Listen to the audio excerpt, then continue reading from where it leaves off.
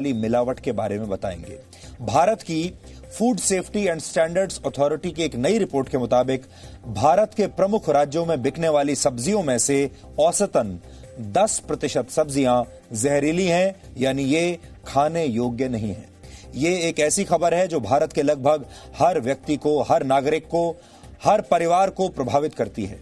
लेकिन भारत का कोई भी न्यूज चैनल आपको इस खबर के बारे में प्रमुखता से बताएगा नहीं, क्योंकि आपके स्वास्थ्य से जुड़ी होने के बावजूद इस खबर में कोई टीआरपी नहीं है। लेकिन हमें लगता है कि टीआरपी मिले या ना मिले, हमें इस खबर से जुड़ी हर जानकारी आज आपके परिवार तक जरूर पहुंचानी चाहिए, चाहे आप किसी भी राज्य में रहते हैं। इसलिए आज हम न सिर्फ आपको सब्जियों में छिपे इस जहरीले खतरे के बारे में बताएंगे, बल्कि ये भी बताने वाले हैं कि आप इससे बचने के लिए क्या कर सकते हैं। आप ये सोचते होंगे कि आप हरी सब्जियां खा रहे हैं, आप बहुत स्वस्थ भोजन कर रहे हैं और आपकी सेहत ठीक रहेगी, लेकिन असल में यही सब्जियां आपके लिए जानलेवा हो सकती हैं। इसके बाद हम आपको भारत के टीआरपी घोटाले पर एक बहुत अहम गवाही सुनाएंगे, जिससे आपको यह पता चलेगा कि टीआरपी के इस घोटाले को कैसे एजेंट्स की मदद से अंजाम दिया जाता है। हमारा यह खुलासा 400 से 500 रुपए देकर आपकी पसंद और नापसंद की बोली लगाने वालों का पर्दाफाश कर देगा। इसके अलावा आज आपको यह भी बताएंगे कि न्यूज चैनल जिस टीआरपी के दम पर नंबर 1 होने का दावा करते हैं, जब ये कहते हैं कि हम देश की पहली पसंद हैं, आपकी पहली पसंद हैं, तो वो टीआरपी कैसे पूरे भारत की पसंद का प्रतिनिधित्व नहीं करती। भारत में जिन घरों में टीआरपी मापने वाले 44,000 मीटर लगे हैं, उनमें कुल मिलाकर लगभग 1,80,000 लोग रहते हैं।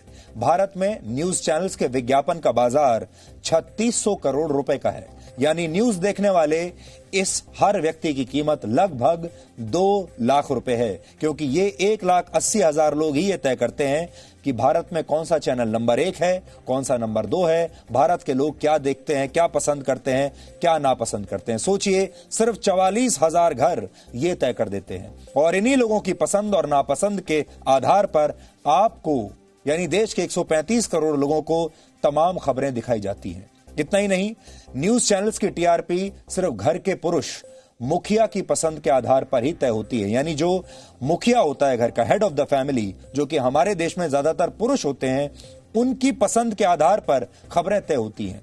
इसमें ना तो घर की महिलाओं की पसंद का ख्याल रखा जाता है और ना ही यह देखा जाता है कि युवा ऐसी खबरों को देखना चाहते हैं या नहीं, इन खबरों को बच्चे देखेंगे या नहीं। ये टीआरपी का एक फॉर्मूला है, इसके बारे में भी आपको बताएंगे। इसलिए आज हम महिलाओं और पुरुषों के बीच भेदभाव पर आधारित इस टीआरपी का सच भी आपको बताने वाले हैं। ये टीआरपी के ट्रेड सीक्रेट्स हैं।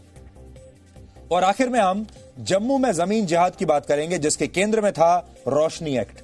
आज जम्मू कश्मीर हाईकोर्ट ने इस रोशनी एक्ट को असंवैधानिक बताते हुए 25,000 करोड़ रुपए के इस घोटाले की जांच सीबीआई को सौंप दी है। और ये जी न्यूज के लिए एक बहुत बड़ी जीत है, क्योंकि सबसे पहले ये मुद्दा हमने ही उठाया था, आपके सामने प्रस्तुत किया था।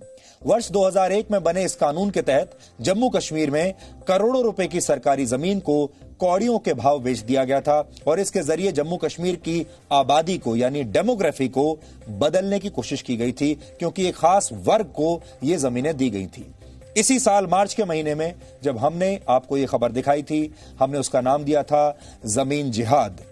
तब टुकड़े टुकड़े गैंग हमारे खिलाफ हो गया था, और इस गैंग ने जी न्यूज के खिलाफ दुष्प्रचार शुरू कर दिया था। यहां तक कि जम्मू की खबर पर हमारे खिलाफ केरल में एक एफआईआर भी दर्ज कर ली गई थी। तब आप सबने हमारा बहुत साथ दिया था, इसलिए ये आपकी भी जीत है। लेकिन आज जी न्यूज के सच की, आपके सच की विजय हुई है, इसलिए इसके बारे में भी आज आपको जरूर जानना चाहिए। लेकिन सबसे पहले आज की तमाम बड़ी खबरें नॉनस्टॉप न्यूज में। भारत ने आज पहली स्वदेशी एंटी रेडिएशन मिसाइल रुद्रम 1 का सफल परीक्षण किया। ओडिशा के बालासोर में सुखोई 30 MKI लड़ाकू विमान से रुद्रम ने अपने लक्ष्य को सफलतापूर्वक नष्ट कर दिया।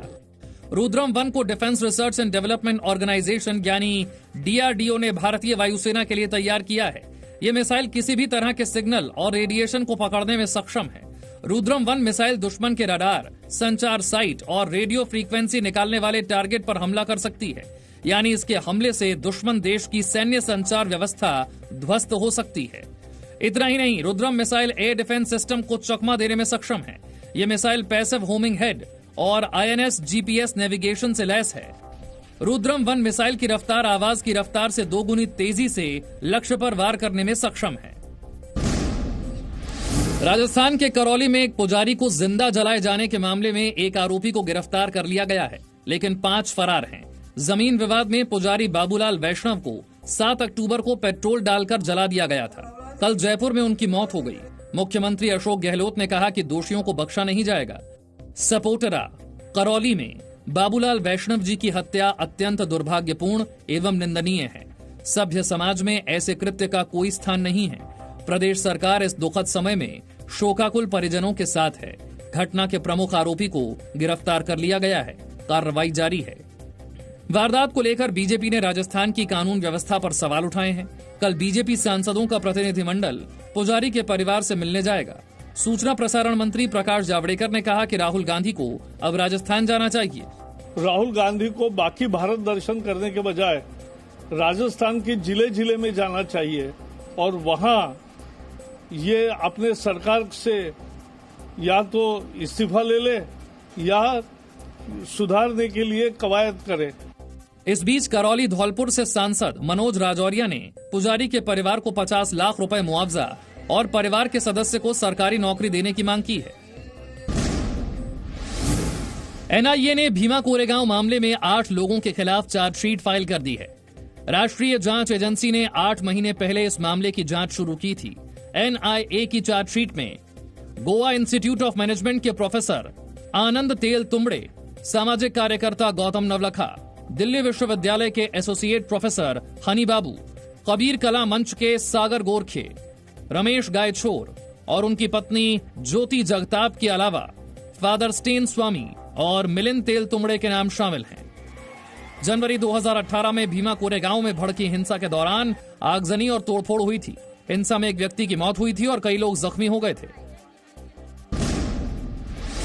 TRP घोटाले में मुंबई पुलिस की क्राइम ब्रांच ने जांच तेज कर दी है। रिपब्लिक टीवी के CFO को क्राइम ब्रांच ने कल आने का समन दिया है। मुंबई पुलिस की तरफ से 2 विज्ञापन एजेंसियों को भी समन भेजा गया। TRP घोटाले में रिपब्लिक टीवी के बैंक अकाउंट की फॉरेंसिक जांच होगी। TRP केस के सिलसिले में मुंबई पुलिस ने कल रिपब्लिक टीवी के CFO और अकाउंटेंट्स फक्त मराठी और बॉक्स सिनेमा को और 2 एडवर्टाइजिंग एजेंसीज को भी कल समन किया हुआ है। जी न्यूज के पास मुंबई पुलिस का आधिकारिक दस्तावेज है, जिसके मुताबिक रिपब्लिक टीवी देखने के लिए पैसे दिए जाते थे। मुंबई पुलिस की पूछताछ में बार्क ने रिपब्लिक टीवी के खिलाफ सबूत पेश किए हैं। TRP घोटाले पर जी न्यूज की पड़ताल में बड़ा खुलासा हुआ है। आज जी न्यूज पश्चिमी मुंबई में उस व्यक्ति के घर पर पहुंचा जहां TRP वाला मीटर लगा है, जहां उसे TRP मीटर लगाने के लिए पैसे दिए गए। इसके अलावा पड़ताल में जी न्यूज एक ऐसे व्यक्ति के पास भी पहुंचा जिसका दावा है कि एक खास चैनल को देखने के लिए 400 से 500 रुपए का ऑफर दिया गया। जी न्यूज ने दिखाया कि कैसे TRP फिक्सिंग के आरोप में गिरफ्तार विशाल भंडारी इलाके के कई लोगों को खास चैनल देखने के बदले पैसे देता था। इस TRP घोटाले के सबूत जी न्यूज के पास हैं।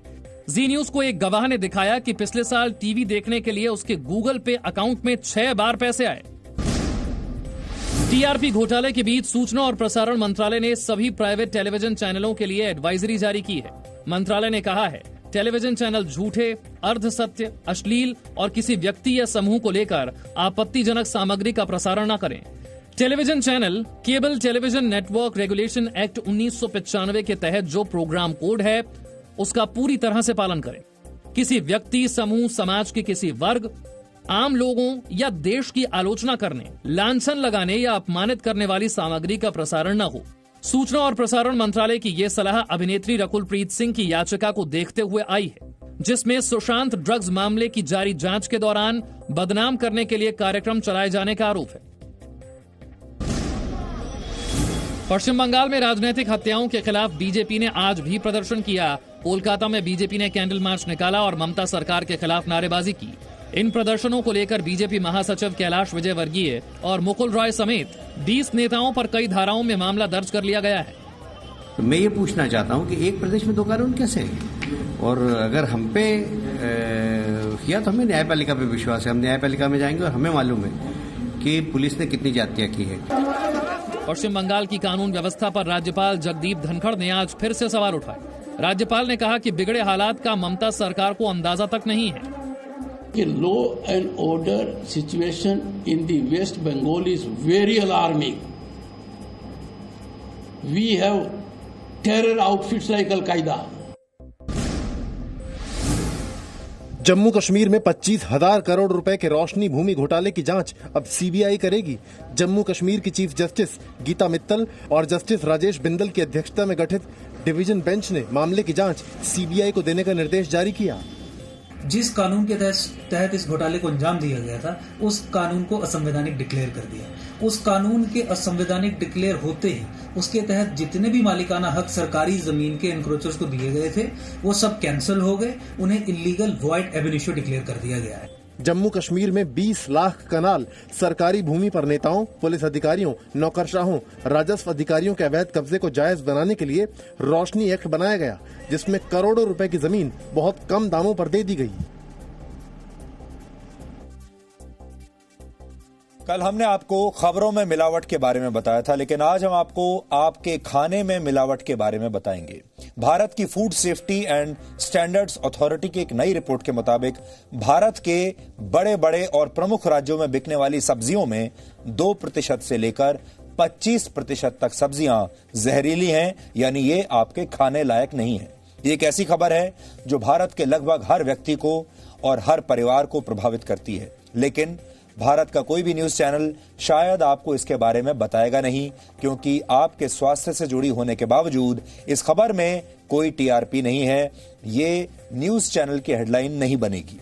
लेकिन हमें लगता है कि टीआरपी मिले या ना मिले, हमें इस खबर से जुड़ी हर जानकारी आज आपके परिवार तक जरूर पहुंचानी चाहिए।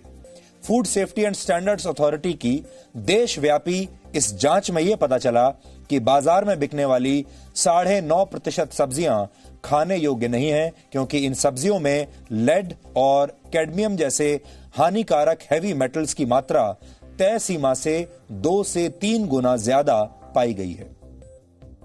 इन सारे राज्यों में सबसे बुरी स्थिति है मध्य प्रदेश की, यानी हमारे जो दर्शक मध्य प्रदेश में हैं इस समय, मध्य प्रदेश के जो लोग इस समय हमें देख रहे हैं, उन्हें सबसे ज्यादा घबराने की जरूरत है। यहां उगाई और बेची जाने वाली 25% सब्जियां इस जांच में फेल हो गई।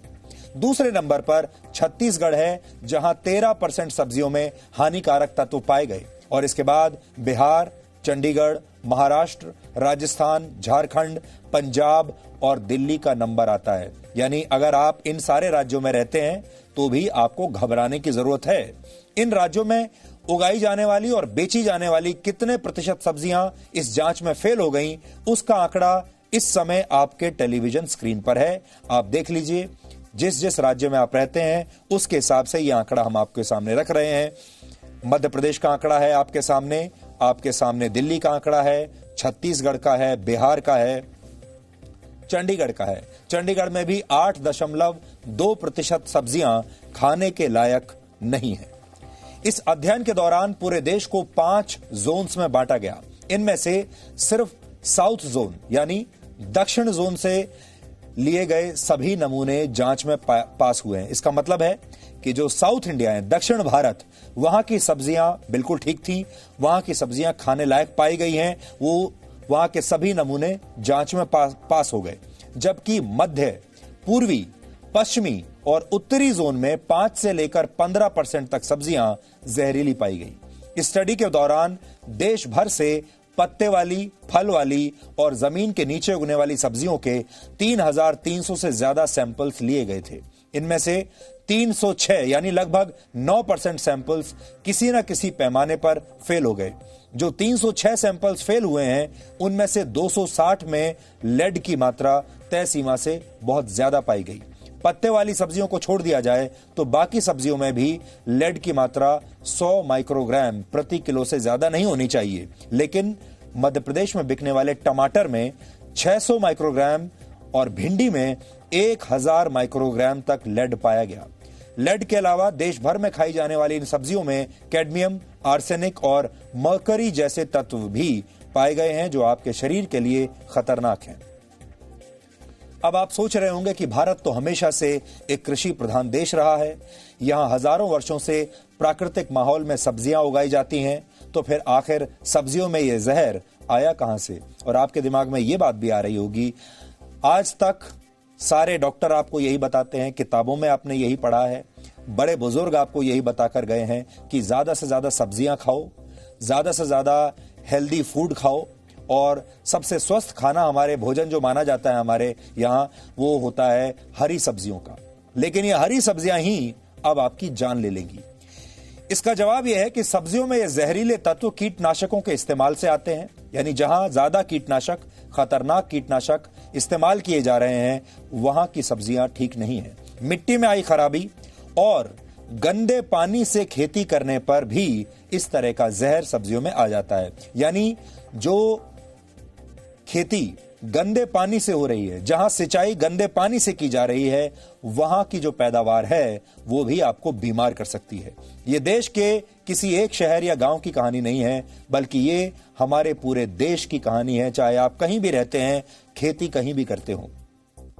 लेड, कैडमियम, आर्सेनिक और मर्करी जैसे तत्व अगर ज्यादा मात्रा में शरीर में चले जाएं तो ये आपको मानसिक और शारीरिक रूप से भी बीमार कर सकते हैं, और इनमें से कुछ तत्व तो जान भी ले सकते हैं। ज्यादा मात्रा में लेड अगर आपके शरीर में चला जाए तो इसका असर आपके मस्तिष्क पर पड़ता है और आपकी सोचने समझने की शक्ति पर इसका गहरा प्रभाव पड़ता है। इसके अलावा ये बच्चों के विकास पर भी बुरा असर डालता है और ये किडनी के लिए बहुत हानिकारक होता है। आर्सेनिक से आपको दिल की बहुत गंभीर बीमारियां हो सकती हैं, और कैडमियम आपकी हड्डियों को कमजोर करता है और आपकी किडनी को भी खराब कर सकता है। देश भर में उगाई और बेची जाने वाली सब्जियों की जांच का आदेश वर्ष 2017 में भोपाल के नेशनल ग्रीन ट्राइब्यूनल ने एक याचिका पर सुनवाई के बाद दिया था। इस नई रिपोर्ट पर देश के आम लोगों का क्या कहना है, ये भी आज हमने जानने की कोशिश की, और देश के आम लोग जहरीली सब्जियों पर क्या कहते हैं, पहले आप ये सुन लीजिए, फिर आपको इन जहरीली सब्जियों से बचने के उपाय हम आपको बताएंगे। लेकिन ये देश के वो लोग हैं जो मंडियों से महंगी महंगी सब्जियां इसलिए खरीद कर लाते हैं ताकि ये स्वस्थ रह सकें, और सब्जी खाना हमारे देश में बहुत पौष्टिक माना जाता है, अच्छा माना जाता है। लेकिन ये जो नई सच्चाई अब लोगों के सामने आ रही है, ये बहुत खतरनाक है। हमें तो देख के जो साफ सुथरी लग रही होती है, चाहे वो केमिकल से धुली हुई हो या अंदर हो, हमें तो कुछ पता चलता नहीं है। हमें तो जो लेनी है वो लेनी ही है सब्जी। क्या है, डॉक्टर्स कहते हैं ग्रीन वेजिटेबल्स खाओ, फ्रूट्स खाओ, पर इंटरनली क्या है हमें कुछ नहीं पता। तो इसलिए मैं सिर्फ यही कहना चाहूंगी कि जो भी आप उगा रहे हैं, जो भी कुछ कर रहे हैं, तो एटलीस्ट इसके अंदर जो भी केमिकल्स वगैरह है वो सब चीजें मत डालें। इससे कहाँ से बच पाएंगे? अब इन्हें ना खाएंगे तो खाएंगे कहाँ? इतनी तो पहचान कस्टमर कर नहीं पाएगा कि भाई इसमें किसमें मिलावट है, किसमें मिलावट नहीं है। ग्राहक के पास में कोई लैब तो होता नहीं है। एक्चुअली है कि इसको जो टेस्ट करे, इस पर जो है ना कोई लेड है या इस पर से कुछ जो है ना केमिकल मिक्स कर रखा, ये जो है ना आकर के खरीदा, घर ले जाकर के सीधे बनाना शुरू कर दिया जो भी है। लेकिन इसमें जो है ना क्या है नहीं है, किसी को पता नहीं है। इसके बाद जो है ना क्या बीमारी होती है नहीं होती है। हम लोगों की मजबूरी है क्योंकि हम पे कुछ ऐसा चेक करने का कोई ऐसा साधन नहीं है जिसे हम चेक कर सकें। से गाजीपुर मंडी से लाते हैं और यहाँ पे बेचते हैं, धुल धाल के साफ करके अच्छे से। खेत में तो उगाते नहीं है, जो हमें पता होगा केमिकल हटेगा या नहीं हटेगा। हमें कुछ भी नहीं पता क्या है, क्योंकि ये बहुत दूर से आता है, बेंगलोर, कर्नाटक, बॉम्बे, महाराष्ट्र, ये सब्जी आजकल वहाँ से आ रही हैं। ये एक ऐसा विषय है जिसके बारे में देश के लोगों में कोई जागरूकता नहीं है, किसानों में कोई जागरूकता नहीं है, और मंडियों में जो लोग इन सब्जियों को बेचते हैं, इन फलों को बेचते हैं, उनमें भी कोई जागरूकता नहीं है। वो ये नहीं जानते, किसान ये नहीं जानता कि वो जहर उगा रहा है, मंडी वाला ये नहीं जानता कि वो जहर बेच रहा है, और देश के आम लोग ये नहीं जानते कि वो इस जहर को पैसा देकर खरीद रहे हैं और जहर खा रहे हैं। आपने अक्सर अपने आसपास ये देखा होगा कि बहुत सारे लोग आपके आसपास अचानक से बीमार हो जाते हैं। किसी को किडनी की प्रॉब्लम हो जाती है, किसी का लिवर खराब हो जाता है, किसी को दिल की बीमारी हो जाती है। यहां तक कि आपने अपने आसपास लोगों में यह भी देखा होगा कि अचानक से पता चलता है कि किसी को कैंसर हो गया है, और लोग कैंसर से अचानक मर जाते हैं। और आप इस बात पर हैरान हो जाते हैं कि जिन व्यक्तियों को, जिन लोगों को यह बीमारी हो रही है, वो बहुत ही हेल्दी लाइफस्टाइल जीते थे। लोग अक्सर ये बात करते हैं कि जिस व्यक्ति को ये कैंसर हुआ है या ये बीमारी हुई है जिसकी किडनी खराब हो गई है, उसने तो जीवन भर ना कभी शराब पी है, ना धूम्रपान किया है, खाने पीने पर भी पूरा डिसिप्लिन रखता था, हेल्दी लाइफस्टाइल था। उसके बावजूद किसी की किडनी कैसे फेल हो सकती है, किसी को कैंसर कैसे हो सकता है। अक्सर इस तरह की बातें हमारे समाज में, हमारे आसपास हम देखते रहते हैं। उसका एक बहुत बड़ा कारण यह है कि ये सारे लोग अपने मन में जरूर सोचते होंगे कि इनका लाइफस्टाइल बड़ा हेल्दी है, ये तो कोई बाहर का खाना खाते ही नहीं है, कम तेल का खाना खाते हैं, कोई बुरी आदत नहीं है, उसके बावजूद बीमार हो जाते हैं। उसका एक बड़ा कारण यह है कि जिन चीजों को आप स्वस्थ समझकर खा रहे हैं, जिन सब्जियों को खा रहे हैं, असल में अगर वही सब्जियां जहरीली निकलें तो फिर आप क्या करेंगे, फिर कहां जाएंगे, फिर इस दुनिया में कौन सा अस्पताल आपके लिए बना है और कौन सी दवाई आप पर असर करेगी। यह बहुत मुश्किल चॉइस है क्योंकि इसका कोई विकल्प भी नहीं है। आपकी थाली तक पहुंचने वाली सब्जियों में कैसे जहर भरा जा रहा है और ये कैसे आपके और आपके पूरे परिवार के स्वास्थ्य को बिगाड़ सकती हैं, इस पर जी न्यूज आज नहीं बल्कि कई वर्षों से लगातार रिपोर्टिंग कर रहा है। जो हमारे नियमित दर्शक हैं, जो लगातार जी न्यूज देखते हैं हर रोज, या जो डीएनए के नियमित दर्शक हैं, उन्हें याद होगा हमने वर्ष 2016 में पहली बार पूरे देश को इन जहरीली सब्जियों के बारे में बताया था, आज से 4 साल पहले। इसके बाद हमने इसको यहीं छोड़ा नहीं, हमने 2018 में भी आपको ऐसी रिपोर्ट्स दिखाई हैं, 2019 में भी इस विषय पर बाकायदा हमने एक सीरीज आपको दिखाई थी। उस समय अलग अलग शहरों का प्रशासन हमारी इन रिपोर्ट्स को देखने के बाद काफी सजग हुआ था और गंदे पानी से होने वाली खेती पर रोक भी लगा दी गई थी और ऐसा दोबारा न करने की चेतावनी भी दी गई थी।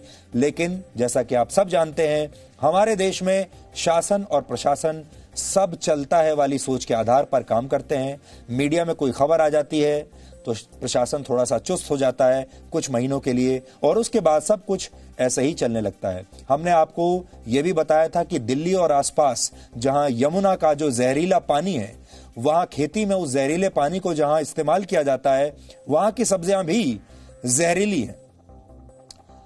हम लगातार आपको दिखाते आए हैं और अब भी हम अपनी इस मुहिम को ठंडा नहीं पड़ने देंगे क्योंकि हमारे लिए टीआरपी से ज्यादा जरूरी आपका और आपके परिवार का स्वास्थ्य है। इसलिए आज हमने आपको एक बार फिर उस पुरानी रिपोर्टिंग के कुछ हिस्से दिखाने का फैसला किया है जिसने पूरे देश को जहरीली सब्जियों के खतरों के प्रति आगाह किया था। हम ये जानते हैं कि ये जो रिपोर्ट है, ये जो विषय है, ये सोशल मीडिया पर ट्रेंड नहीं करेगा। हम ये भी जानते हैं कि न्यूज चैनल्स पर इसके बारे में कोई बहस नहीं होगी, कोई डिबेट नहीं होगी।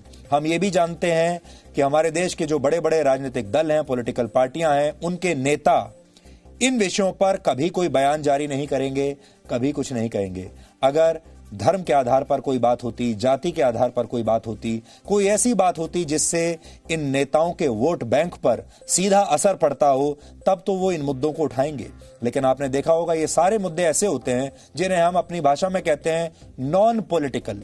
इसमें ना तो किसी को वोटों का फायदा होता है, ना किसी को टीआरपी का फायदा होता है, ना किसी को पैसे का फायदा होता है। इसलिए इसमें फायदा या नुकसान जो है वो है आम आदमी का, और आम आदमी का हमारे देश में क्या महत्व है, इस सारे बिजनेस मॉडल में आम आदमी कहां ठहरता है, ये सब आप जानते हैं। अब ये रिपोर्ट्स देखिए क्योंकि ये रिपोर्ट्स आपके जीवन में आपके बहुत काम आएंगी।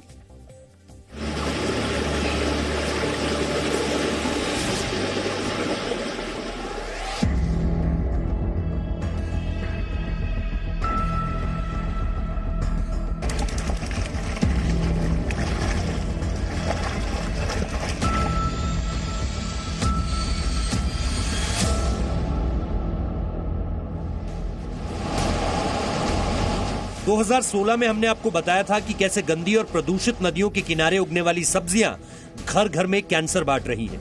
तब हमारी रिपोर्टिंग के केंद्र में हिंडन नदी थी।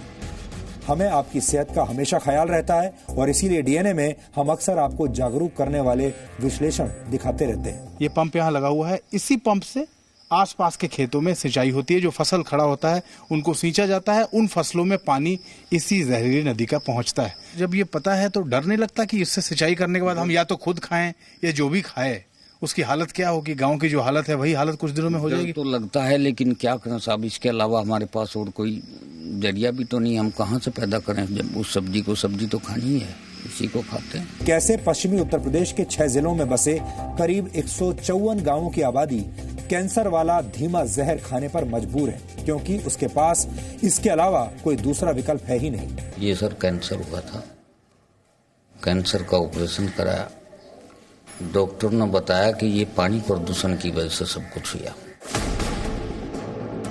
इसके बाद 2018 में हमने आपको दिल्ली और आसपास के शहरों में यमुना नदी के किनारे हो रही इस जहरीली खेती के प्रति आगाह किया था और इन सब्जियों की एक मान्यता प्राप्त लैब में जांच कराकर यह साबित किया था कि कैसे आपकी सेहत के साथ लगातार खिलवाड़ हो रहा है।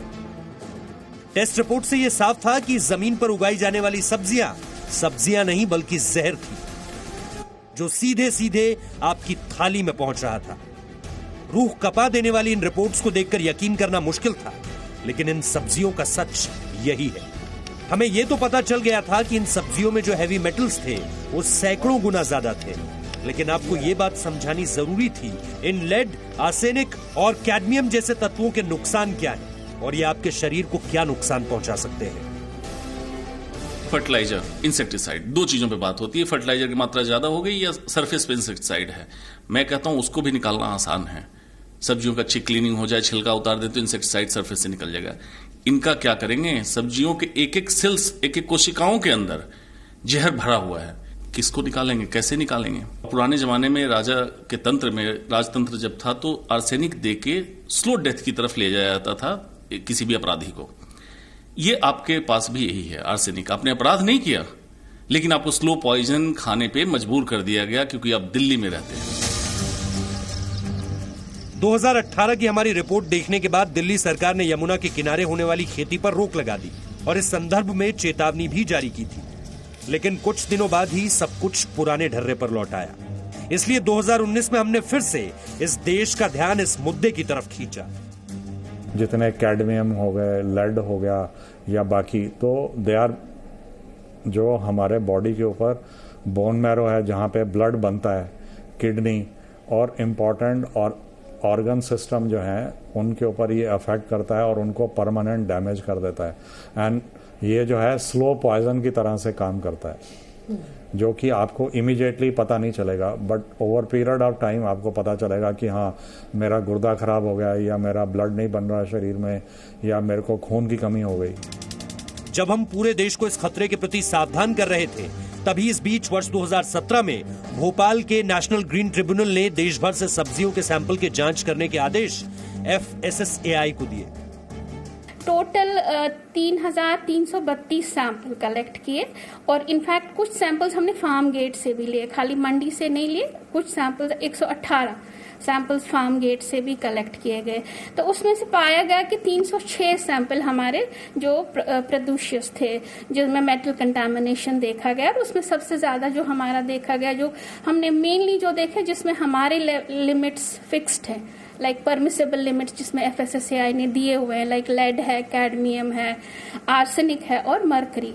तो इन 4 का मेनली हमने देखा, लेकिन जबकि हमने टेस्ट 14 मेटल्स का भी टोटल में कर दिया था। FSSAI की ताजा रिपोर्ट और भी ज्यादा डराने वाली है, क्योंकि इस सर्वे में देश भर में उगाई और बेची जाने वाली करीब 10% सब्जियां जहरीली पाई गई हैं और ये जहर आपको और हमें बीमार और बहुत बीमार बना रहा है।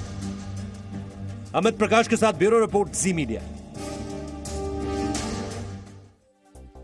अब आप सोचिए, आप अपने लंच में इन्हीं सब्जियों को लेकर जाते हैं, अपने घर पर फोन करके पूछते हैं आज डिनर में कौन सी सब्जी बनी है, लेकिन जैसे ही ये सब्जियां उगाई जाती हैं, उसकी तस्वीरें किसी का भी सब्जियों से मोह भंग कर सकती है।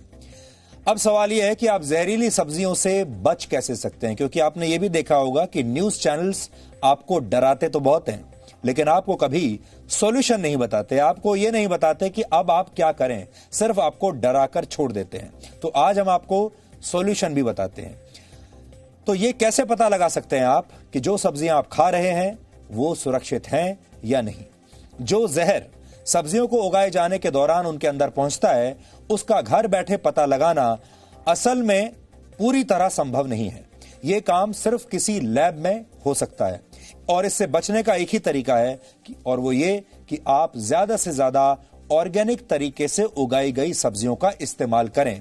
ऑर्गेनिक तरीके से उगाई गई सब्जियों में कीटनाशक का इस्तेमाल नहीं किया जाता, लेकिन इस तरह की सब्जियां महंगी होती हैं। इसलिए दूसरा काम आप ये कर सकते हैं कि आप जिससे भी सब्जियां खरीदते हैं उससे ये जरूर पूछें कि वो ये सब्जियां कहां से लाता है, ये सब्जियां कहां पर उगाई गई हैं।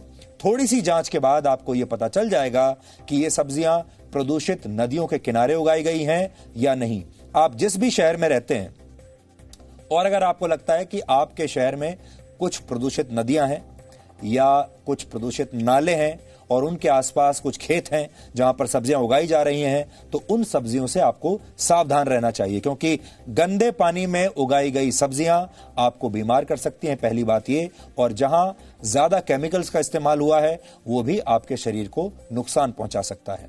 एक काम आप ये भी कर सकते हैं, अगर आपके घर पर छत है तो आप अपने घर की छत पर ही ज्यादा से ज्यादा सब्जियां उगाने की कोशिश कर सकते हैं। यह संभव है।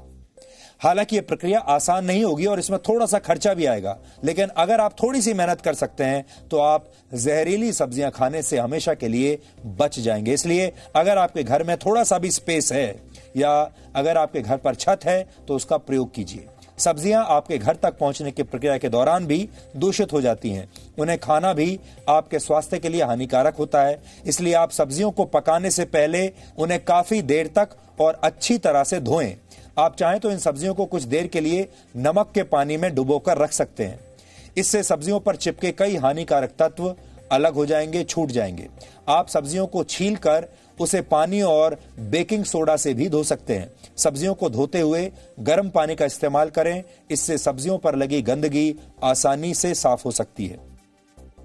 सबसे ज्यादा जरूरी है कि सरकारें इस दिशा में जरूरी कदम उठाएं।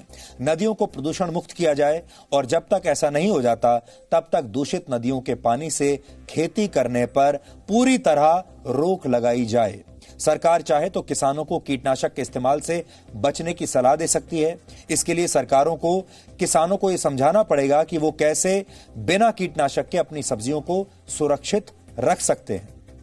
कुल मिलाकर ये किसी एक व्यक्ति या संस्था या एक सरकार की जिम्मेदारी नहीं है। देश के लोगों का स्वास्थ्य बेहतर बनाने के लिए पूरे समाज के साथ सभी वर्गों को साथ आना होगा और जहरीली सब्जियों और मिलावट के इस गठबंधन को आपको तोड़ना पड़ेगा। आज हमने आपको सब्जियों में जहर की खबर दिखाई और अब हम बात करते हैं उस जहर की जो आपकी आंख और कान से होते हुए आपके दिमाग में उतारा जा रहा है। ज्यादा टीआरपी पाने के लिए खबरों से खिलवाड़ तो होती ही है, लेकिन अब उस मीटर से भी छेड़छाड़ होने लगी है, जिससे यह पता चलता है कि किसी चैनल की टेलीविजन रेटिंग पॉइंट यानी टीआरपी क्या है। मतलब ये कि उस चैनल को कितने लोग देखते हैं। एक बात और आपसे आगे बढ़ने से पहले हम कहना चाहते हैं कि आज हमने डीएनए की शुरुआत की सब्जियों के इस मुद्दे से। सब्जियों के मुद्दे को हमारे देश में, हमारे समाज में महिलाओं का मुद्दा माना जाता है, रसोई का मुद्दा माना जाता है। इससे पुरुषों का कोई लेना देना नहीं है। और आज भी बहुत सारे पुरुष या परिवार जब हमें देख रहे होंगे तो बहुत सारे पुरुषों ने अपनी पत्नियों को या घर की महिलाओं को बुलाकर कहा होगा कि देखो तुम्हारे काम की कोई खबर आ रही है, इसको अच्छी तरह से सुन लो और समझ लो, क्योंकि इसे महिला प्रधान खबर मान लिया जाता है, जबकि इसका पूरे परिवार के स्वास्थ्य से लेना देना है। और फिर आपने यह भी नोट किया होगा कि न्यूज चैनल्स पर, खासतौर पर प्राइम टाइम पर, कौन सा ऐसा प्राइम टाइम शो है जो सब्जियों के मुद्दे से शुरुआत करेगा या जो सब्जियों की खबर को पहली हेडलाइन बना लेगा। वो इसलिए होता है क्योंकि न्यूज चैनल्स पर हमेशा पुरुष प्रधान खबरें ही चलती हैं और न्यूज चैनल्स में जो टीआरपी का फॉर्मूला है वो हेड ऑफ द फैमिली पर टिका होता है।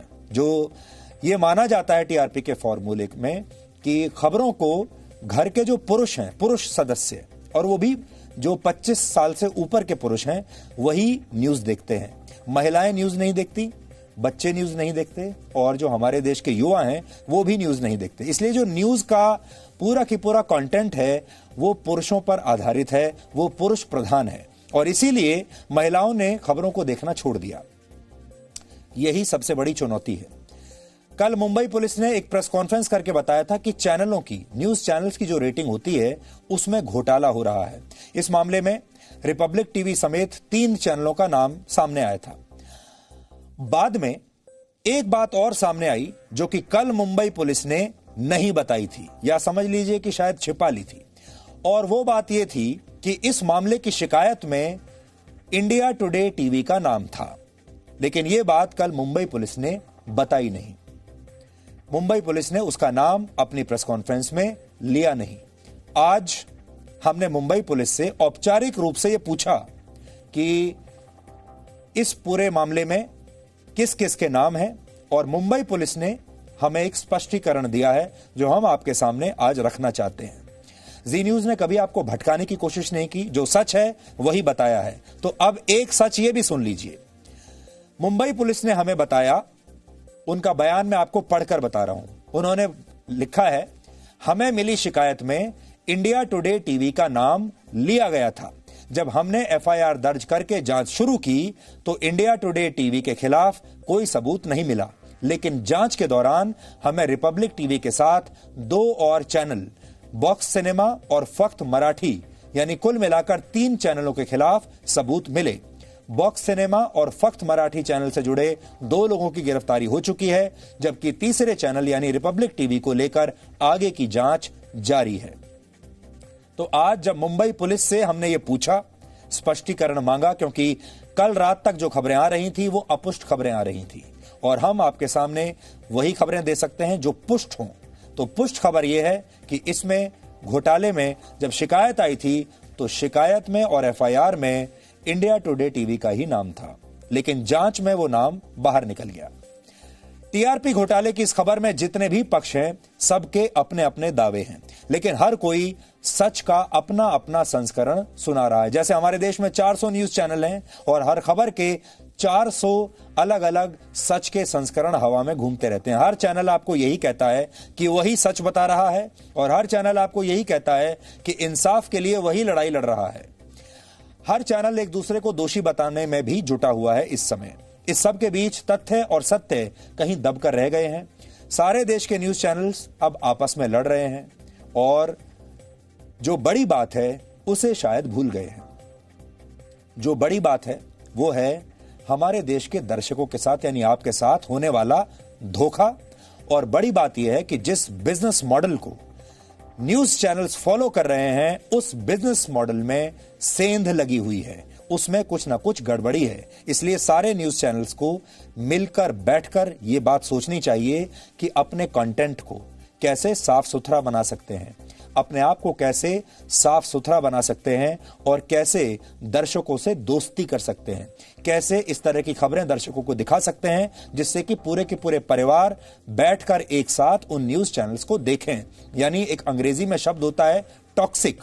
सारे न्यूज चैनल्स को मिलकर इस बात पर बहस करनी चाहिए, आपस में आत्ममंथन करना चाहिए कि अपने आप को टॉक्सिक बनाने से कैसे रोकें, अपने आप को कम जहरीला कैसे बनाएं, और अपने आप को इतना सम्मानजनक कैसे बनाएं कि पूरा की पूरा परिवार एक साथ बैठकर बिना किसी डर के न्यूज चैनल्स देखना शुरू कर सके।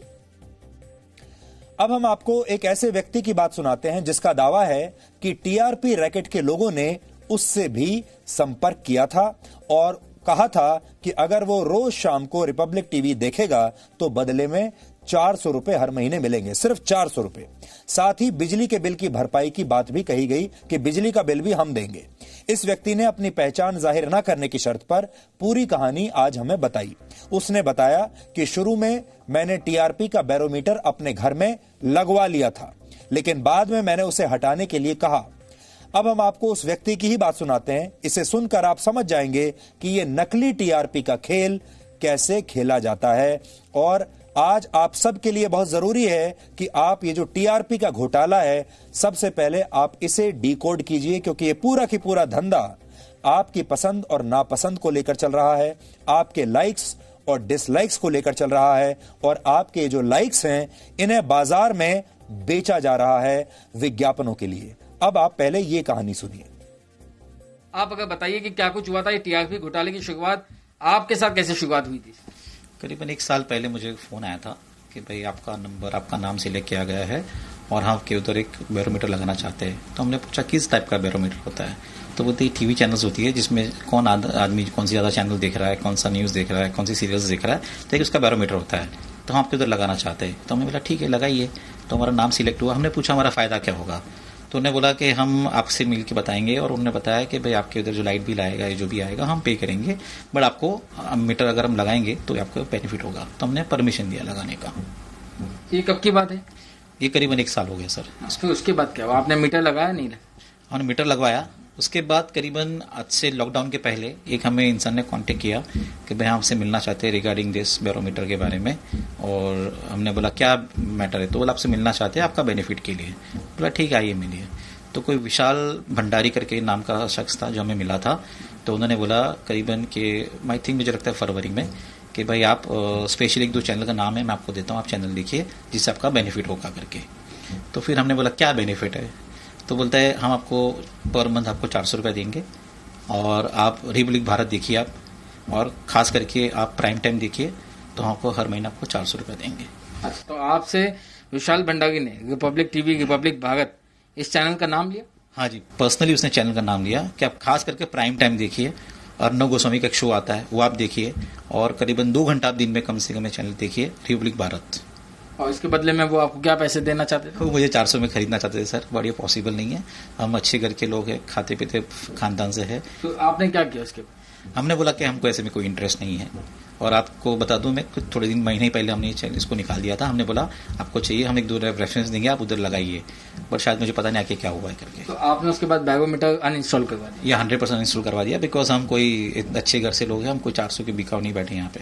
तो आपने जो रेफरेंसेस दिए तो वो कहाँ के लोग हैं? उनके घर में क्या इसी शर्त के साथ विशाल भंडारी ने कांटेक्ट किया, क्या कुछ हुआ? ये मुझे मेरे दोस्त लोग मैंने रेफरेंस दिए थे, कांदिवली में रहते हैं लोग, छोटे घर के लोग हैं, तो बोला शायद उनका भला हो जाए, बट आगे मैंने फिर कांटेक्ट किया नहीं, मुझे नहीं पता इस बारे में क्या हुआ है। लेकिन आपसे जो है जरूर कोशिश की गई थी कि रिपब्लिक टीवी आपने कहा कि आपको देखने के लिए कहा गया? 100% मुझे कांटेक्ट किया गया था, मुझे मिले भी थे, और ये कहा गया था कि आप रिपब्लिक भारत देखिए, खास करके प्राइम टाइम देखिए। अगर लेकिन आप उन्हें कहते कि हाँ हम ये लगाएंगे देखेंगे, तो क्या वो इसको कोई क्रॉस चेक भी करने वाले थे? उसके बारे में आपको कुछ बताया गया? नहीं, उन्होंने बताया कि हम लोग मॉनिटरिंग करेंगे कि आप ये चैनल देखते हो कि नहीं देखते हो करके। तो देखिए सर, हमारा बड़ा फैमिली है, तो हम नहीं चाहते कि हम कोई स्पेशली हमारे प्राइम टाइम कुछ सीरियल देखने हम ना देखे और खाली वही चैनल देखे। तो कौन 400 में एक्सेप्ट करेगा सर वो चीज़ है, और हमको चाहिए भी थोड़ी पैसे। हम तो मनोरंजन के लिए चैनल देखते हैं, अच्छी न्यूज़ चैनल देखना चाहते हैं, बट स्पेशली आप 400 में खरीद थोड़ी हमें सकते हैं क्योंकि आप यही चैनल देखो आप, तो ये पॉसिबल नहीं है। तो इसलिए उन्होंने हमने पूछा था क्या आप कैसे आपको पता चलता है, तो बोलते हैं हमारी टीम आती है, मॉनिटरिंग करती है, हमने बैरोमीटर लगाया तो हमको पता चलता है कौन सी चैनल आप ज़्यादा देख रहे हो करके। अब आपको हम ये समझाते हैं कि कुछ लोगों के खास चैनल देर तक देखने से उस चैनल की टीआरपी कैसे बढ़ती है। यानी अब आपने ये देखा कि चैनल उन लोगों से ये रिक्वेस्ट करते हैं जिनके घरों में ये टीआरपी मीटर लगे होते हैं, उनसे कहते हैं कि आप ज्यादा से ज्यादा समय तक हमारा ही चैनल देखिए, या हमारा चैनल एक बार ट्यून इन करके छोड़ दीजिए और घंटों तक उसे चलने दीजिए, चाहे आप देख रहे हैं या नहीं देख रहे। इस बात को समझने के लिए आपको इस पूरे कारोबार को जानना होगा। देखिए, जो कुछ भी हो रहा है इसमें एक चीज साफ है, इसमें दर्शकों का फायदा होगा, इसमें आपका फायदा होगा, और अब ये जो पूरा बिजनेस मॉडल है जिसके अंदर बहुत सारी कमियां थी, इसमें भी सफाई होगी। इसलिए हमें ऐसा लगता है कि ये जो कुछ हुआ है असल में ठीक ही हो रहा है। एक तो आप सब लोग जागरूक हो जाएंगे इस टीआरपी के खेल के बारे में, आप सब लोगों को पता चल जाएगा कि आपका इस्तेमाल कैसे हो रहा है। दूसरा, जो लोग गलत तरीके से टीआरपी का इस्तेमाल कर रहे थे या कह लीजिए कि दुरुपयोग कर रहे थे, वो लोग अब सावधान हो जाएंगे और वहां से सफाई होगी। तीसरा, जो विज्ञापन करता है, विज्ञापन देने वाली जो बड़ी बड़ी कंपनियां हैं, जो आंख बंद करके अब तक सिर्फ टीआरपी का चार्ट देखकर विज्ञापन के रेट तय करते थे, अब उन्हें भी इतनी अकल आ जाएगी कि ये टीआरपी शायद असली ना हो, ऑर्गेनिक ना हो। थोड़ी देर पहले हमने आपको कहा था ऑर्गेनिक सब्जियां खाइए, आज हम आपको ये कह रहे हैं ऑर्गेनिक न्यूज देखिए, ऑर्गेनिक चैनल्स देखिए जो असली खबरें आपको दिखा रहे हैं, नकली नहीं। और ऑर्गेनिक टीआरपी वाले चैनल्स को देखिए जिनकी असली टीआरपी है, नकली नहीं। टेलीविजन चैनल्स की रेटिंग पता करने के लिए ब्रॉडकास्ट ऑडियंस रिसर्च काउंसिल यानी बार्क ने पूरे देश में 44,000 घरों में टेलीविजन के सेट टॉप बॉक्सेस के साथ एक मशीन लगा रखी है जिसे बैरोमीटर कहते हैं। इसे आप इस तरह से समझिए, देश भर के 44,000 घरों में यह मशीन लगी हुई है, जिसमें आप जो भी देखते हैं अपने टीवी पर, उस टीवी में लगी मशीन सब कुछ रिकॉर्ड कर लेती है। आपने पूरे हफ्ते में क्या क्या देखा, कितनी देर देखा, सब कुछ वहां रिकॉर्ड हो जाता है इस बैरोमीटर में। और फिर ये कंपनी के लोग उस बैरोमीटर से चिप निकाल कर ले जाते हैं, डेटा, और फिर उस डेटा को स्टडी करके हर हफ्ते वीरवार के दिन टीआरपी की जो एक चार्ट है वो जारी करते हैं, जिससे पता चलता है कि किस व्यक्ति ने कितनी देर तक कौन सा चैनल देखा है। ये जो बैरोमीटर हैं, ये जिन 44,000 घरों में लगे हैं, उनके कुल सदस्यों की संख्या 1,80,000 के लगभग है। तो एक तो आप ये जान लीजिए कि ये देश 135 करोड़ लोगों का है, और इस देश के 135 करोड़ लोगों का प्रतिनिधित्व ये 1,80,000 लोगों का छोटा सा सैंपल कर रहा है। तो ये लगभग 1.5 से पौने 2 लाख लोग तय कर रहे हैं कि पूरा भारत क्या देखेगा और क्या नहीं देखेगा, भारत क्या पसंद करता है, क्या नापसंद करता है, भारत का नंबर 1 चैनल कौन सा है, कौन सा नहीं है, ये सब कुछ ये 44,000 घर तय करते हैं, और ये 1.5 पौने 2 लाख लोग तय करते हैं। अब अगर इनमें से, इन 1.5 लाख लोगों में से अगर आपने 5-10 हजार लोगों को भी कुछ पैसा देकर अपनी तरफ कर लिया, तो आप सोच सकते हैं ये ईवीएम हैक करने जैसा घोटाला है, ये बूथ कैप्चरिंग करने जैसा घोटाला है। ये समझ लीजिए कि टीआरपी की चोरी हो गई। टेलीविजन विज्ञापनों का सालाना जो कारोबार है, जो टेलीविजन आप देखते हैं, भारत में टेलीविजन इंडस्ट्री का जो सालाना कारोबार है वो है लगभग 32,000 करोड़ रुपए का।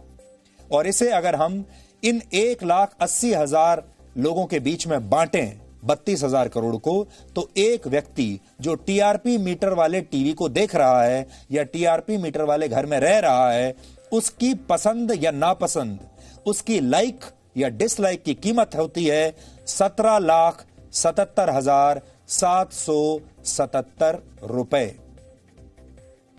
लगभग यह कीमत आती है।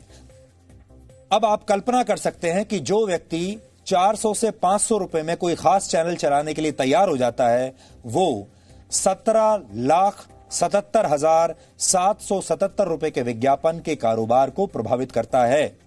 यानी जो लोग 400-500 रुपए में बिक जाते हैं, वो शायद खुद भी ये नहीं जानते कि वो जो कुछ कर रहे हैं उसका कुछ लोग कितना बड़ा फायदा उठा रहे हैं।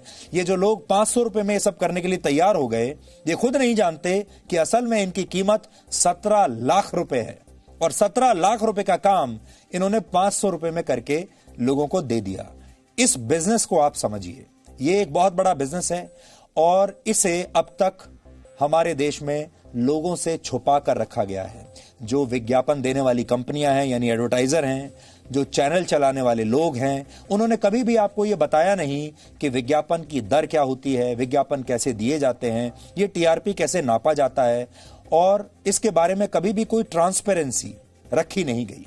अब ये अच्छी बात है, पहली बार इस पर बहस हो रही है, और ये पूरा की पूरा सिस्टम अब पारदर्शी बन रहा है। और हमारी कोशिश है कि इस देश के बच्चे को ये पता चल जाए कि ये टीआरपी का फॉर्मूला होता कहां है, ये टीआरपी के मीटर कैसे काम करते हैं, और ये टीआरपी कैसे आती है, और टीआरपी के नाम पर कैसे देश के लोगों को ही नहीं, जो विज्ञापन देने वाली कंपनियां हैं, उन्हें भी कैसे बेवकूफ बनाया जाता है। क्योंकि टीआरपी हमेशा सच नहीं बोलती। कुछ मामलों में टीआरपी एक इंडिकेशन देती है कि कौन सा कार्यक्रम सही है, कौन सा गलत है, कौन सा कार्यक्रम लोकप्रिय है, लेकिन कुछ मामलों में आपको मिसगाइड भी करती है। अब आपको टीआरपी का फॉर्मूला समझाते हैं, और यह फॉर्मूला न्यूज चैनल में काम करने वाले सब प्रोड्यूसर्स को, सारे एडिटर्स को पता होता है। आपने अपने घर में भी लगातार देखा होगा कि आमतौर पर जो परिवार का मुखिया होता है वो सबसे ज्यादा न्यूज चैनल देखता है। आपके भी घर में जो बड़े लोग हैं, यानी जो आपके परिवार के मुखिया हैं और जो पुरुष हैं आपके परिवार में 25 साल से ऊपर के, वही लोग ज्यादा न्यूज चैनल देखते होंगे।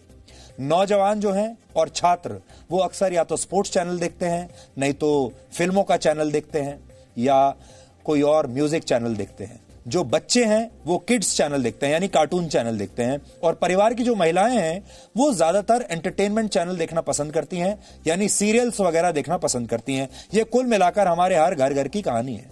यानी न्यूज चैनल देखने वाले अधिकतर लोग पुरुष होते हैं। और यही कारण है कि आज जो भी न्यूज चैनल आप देखते हैं वो सभी, उनमें जो खबरें आती हैं वो पुरुष प्रधान खबरें आती हैं।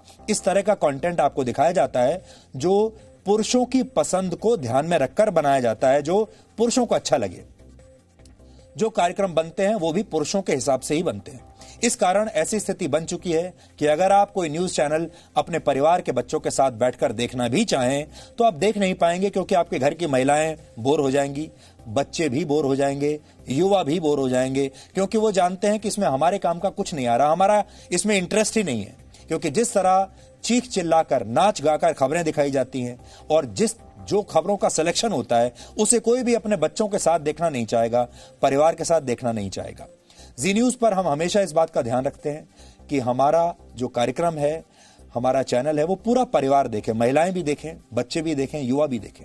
उसमें युवाओं के रोजगार की बात भी हो, छात्रों के वजीफे की बात भी हो, छात्र क्या सीख सकते हैं उसकी भी बात हो, महिलाओं के लिए भी कुछ ना कुछ जरूर हो और पुरुषों के लिए भी जरूर कुछ हो। हमारे लिए टीआरपी नहीं, बल्कि वो कहानियां जरूरी हैं जो हर परिवार और हर घर को रिश्तों की एक गर्माहट देती हैं और हर घर को, परिवार को एक साथ बांध कर रखती हैं। उसकी एक झलक आज हम आपको दिखाना चाहते हैं। हमारी सोच क्या है, हम आपसे क्या कहना चाहते हैं और हम कैसे आपके परिवार का एक चैनल, एक सदस्य बनना चाहते हैं, उसकी एक झलक आप देखिए।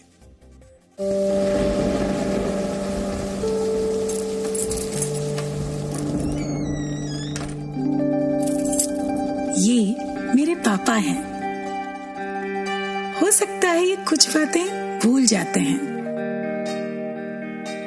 लेकिन मुझसे जुड़ी हर यादें मन की परतों में ठीक वैसे ही सजा रखी हैं जैसे इस अलमारी में कपड़ों की तहें। उनके संघर्ष की धूप ने मुझे लक्ष्य पाने की सीख दी है और उनकी सांवली छाया ने माँ के संस्कार।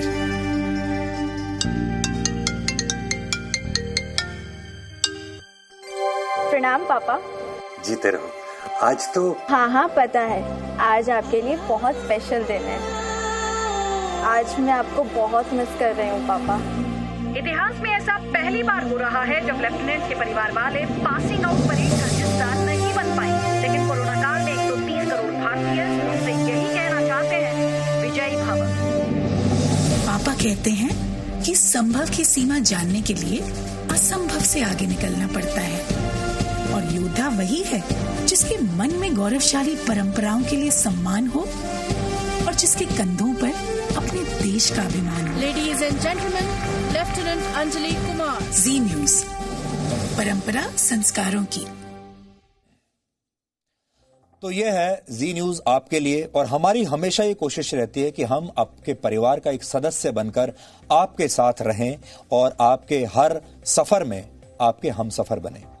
यहां हम 3 मिनट का एक छोटा सा ब्रेक ले रहे हैं। इस ब्रेक के बाद हम आपको राजस्थान के करौली में हुई एक मंदिर के पुजारी की हत्या के बारे में बताएंगे।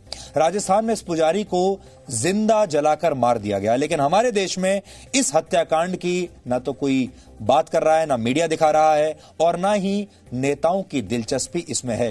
नेताओं की दिलचस्पी इसमें क्यों नहीं है और मीडिया की दिलचस्पी भी इसमें क्यों नहीं है, ये हम आपको इस ब्रेक के बाद बताएंगे।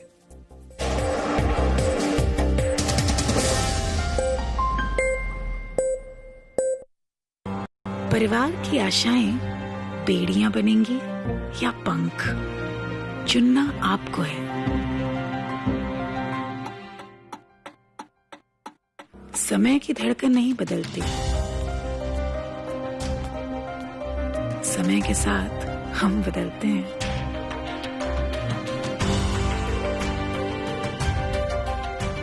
क्योंकि जब अपने संस्कारों के लिए सम्मान हो तो दुनिया झुकती है।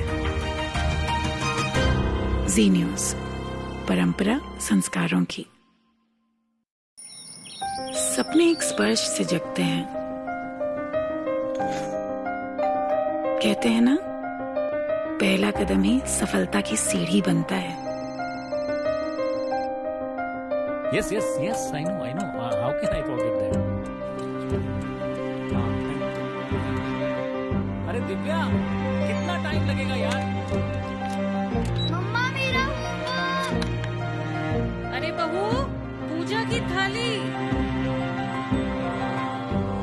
परिवार की आशाएं बेड़ियां बनेंगी या पंख, चुनना आपको है। समय की धड़कन नहीं बदलती, समय के साथ हम बदलते हैं।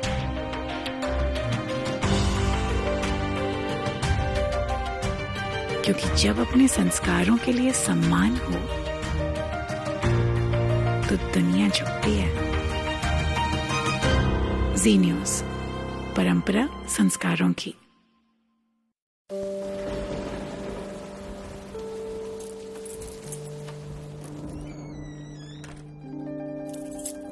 ये मेरे पापा हैं। हो सकता है ये कुछ बातें भूल जाते हैं, लेकिन मुझसे जुड़ी हर यादें मन की परतों में ठीक वैसे ही सजा रखी हैं जैसे इस अलमारी में कपड़ों की तहें।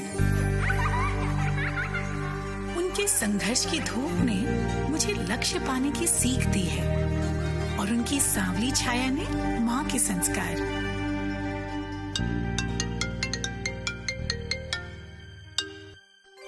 प्रणाम पापा। जीते रहो। आज तो हाँ पता है, आज आपके लिए बहुत स्पेशल दिन है। आज मैं आपको बहुत मिस कर रही हूँ पापा। इतिहास में ऐसा पहली बार हो रहा है जब लेफ्टिनेंट के परिवार वाले पासिंग आउट परेड का हिस्सा नहीं बन पाए, लेकिन कोरोना काल में 130 करोड़ भारतीय उनसे यही कहना।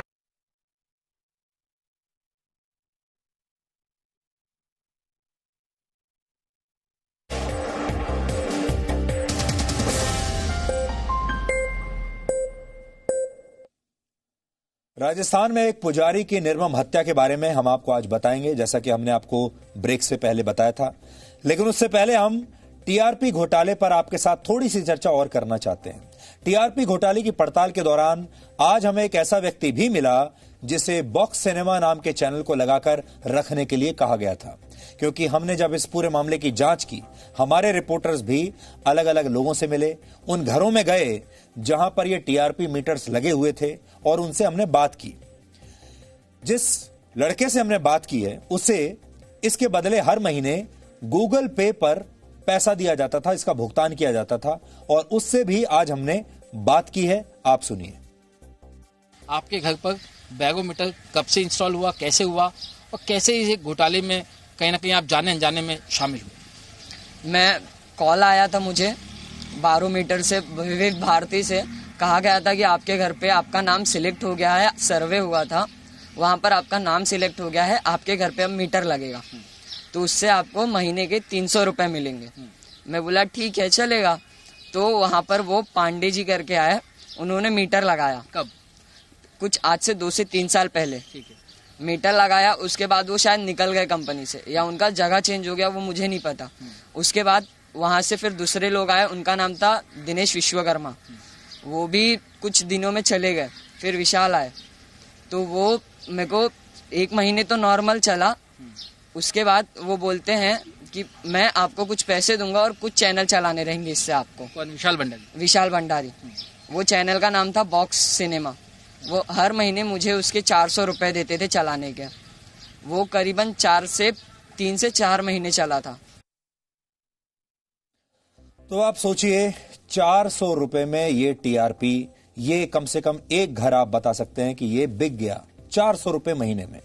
और जो हम आपको बता रहे थे, टीवी इंडस्ट्री हर साल 32,000 करोड़ रुपए का धंधा करती है। न्यूज इंडस्ट्री की बात करें, हर साल 3600 करोड़ का धंधा करती है न्यूज चैनल्स की जो पूरी इंडस्ट्री है। अच्छी बात यह है कि अब आपको ये सारे जो आंकड़े हैं अब आपकी उंगलियों पर रहेंगे। अब आपको सब पता है टीवी वाले कितना कमाते हैं, एंटरटेनमेंट चैनल वाले कितना कमाते हैं, न्यूज चैनल वालों की क्या कमाई होती है, टीआरपी कहां से आती है, कितने टीआरपी के मीटर हैं। तो अच्छी बात यह है कि अब इस पूरे विषय पर देश में खुलकर पूरी पारदर्शिता के साथ बहस हो रही है और आपकी नॉलेज और जागरूकता बढ़ रही है कि यह सब होता कैसे है। जी न्यूज पर हमारी कोशिश हमेशा यही रहती है कि आप समाचार भी पूरे परिवार के साथ बैठकर देखें। जो खबरें दिखाई जाएं वो ऐसी ना हो जिनका आपके बच्चों पर, आपके परिवार पर बुरा असर पड़ता हो। खबरों में झूठ की कोई मिलावट ना हो जिसका आपके विचारों और व्यवहार पर बुरा असर पड़े। इसी कारण हमने टीआरपी घोटाले के बारे में सभी वर्गों से आज बात करने की कोशिश की है। उनसे ये जानना चाहा कि वो अपनी पसंद और नापसंद के साथ हो रही इस हैकिंग के बारे में क्या सोचते हैं। देखिए, ये बात बहुत जरूरी है कि अक्सर सस्ते कंटेंट को टीआरपी की चाबी मान लिया गया। आपको न्यूज चैनल पर सस्ता कंटेंट दिखाया जाता था और उसको जस्टिफाई ये कहकर किया जाता था कि देश के लोग यही देखना चाहते हैं, जबकि हो यह रहा था कि देश के लोगों को ये 400 रुपए की गोली देकर, ये 400 रुपए का नशा देकर इस टीआरपी को खरीदा जा रहा था और इसलिए आपको ये पूरा सस्ता बाजार जैसा सारे न्यूज चैनल्स दिखाई देते थे। उसका बड़ा कारण यह है, इसलिए अगर आप भी जागरूक हो गए तो ये सारे न्यूज चैनल्स पर इतना दबाव पड़ेगा कि ये सारे लोग आपको मनोरंजन नहीं, सस्ता कंटेंट नहीं, बल्कि सिर्फ खबरें दिखाना शुरू कर देंगे।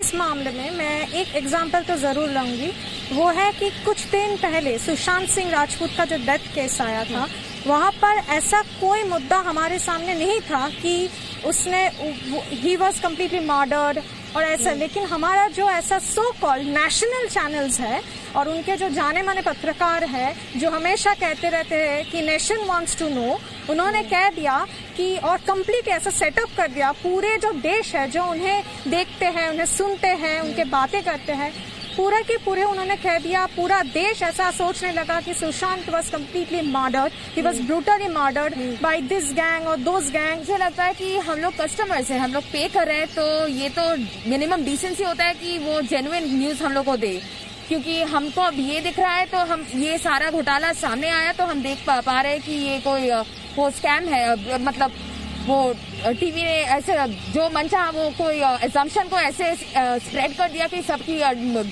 सबको गलत फहमी हो गई।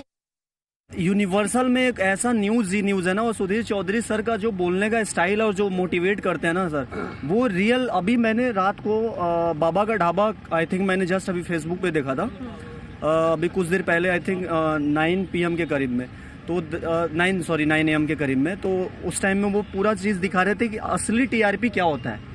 असली टीआरपी ये होता है कि हम गरीबों को या फिर कोई भी लाचार पर्सन है उसको हम आगे बढ़ाएं। सुधीर चौधरी सर एक ऐसे व्यक्ति हैं, एक ऐसे छवि के व्यक्ति हैं जो उनको देख के, जी न्यूज को 9 बजे का जो न्यूज देख के ना कितने सारे स्टूडेंट्स अपने 50% जो एग्जाम्स का जो क्वेश्चन होता है वो क्लियर कर देते हैं। लोगों के पास रोजगार नहीं है और इधर की खबरें उधर की खबरें, कोई सुशांत केस दिखा रहा है, कोई वगैरह वगैरह फालतू चीजें दिखा रहे हैं, लेकिन ये नहीं दिखा रहे हैं कि लोगों के पास रोजगार नहीं है, लोग किस हालत में जी रहे हैं, उनके पास खाने के लिए रोटी है या नहीं है, ऐसा कुछ नहीं दिखाया जा रहा है। गरीब मजदूर किसान लोग बहुत ही बेहाल हैं, परेशान हैं, आत्महत्या कर रहे हैं लोग, सुसाइड कर रहे हैं, नौकरी नहीं है आदमी को, बड़ी समस्या है गंभीर। इसको मीडिया को दिखाना चाहिए, राइट टू राइट दिखाना चाहिए। हम चाहते हैं कि हमें असली चीज देखना है। अब जी न्यूज है वो स्टिंग करके या जैसे भी वो असलियत दिखाता है। कल भी मुझे इसी के लिए कल मुझे पता चला जो टीआरपी घोटाला हुआ है, कल इसीलिए मुझे पता चला कि ये ऐसा भी हुआ है। सिंपल सी और बहुत हम्बल रिक्वेस्ट है सिटीजन ऑफ इंडिया की, जो इंडियन मीडिया से करना चाहता है कि प्लीज आप प्रोफेशनलिज्म मेंटेन करके रखें, क्योंकि कोई भी डिबेट देखते हैं हम, कोई भी डिबेट, उस डिबेट में सिर्फ अब्यूज दिखता है देखने को। सुधीर चौधरी जी के बारे में एक बात कहना चाहूंगा कि जब हम उन्हें हम देखते हैं टीवी के ऊपर, तो एक लगता है कि एक पत्रकार है, एक सच्चाई कहने वाला इंसान है। हम तो यही कहेंगे, सबको यही देखना चाहिए, अच्छी खबरें देखनी चाहिए, साफ सुथरी खबरें देखनी चाहिए, सच्चाई जिसमें हो वो देखनी चाहिए।